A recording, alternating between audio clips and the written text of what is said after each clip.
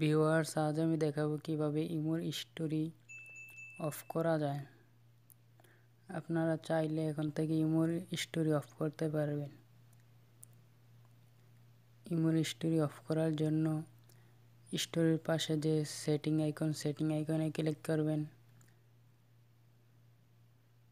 তারপরে এই পাশে টিক চিহ্ন দিয়ে দিবেন। উপরে ডনে ক্লিক করবেন।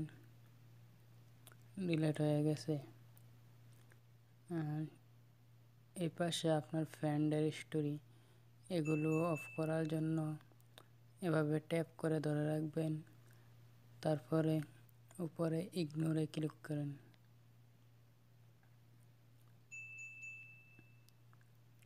উপরে ক্লিক করুন। তো ভিউয়ার্স, আপনারা দেখতে পাচ্ছেন আমার ইমোর টাইমলাইনে আর কোনো স্টোরি নেই।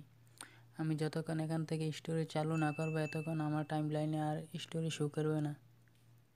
তো আশা করি ভিডিওটা থেকে অনেক কিছু শিখতে পেরেছেন।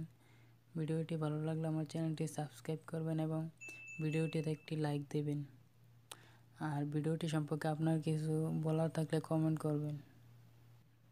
ধন্যবাদ সবাই।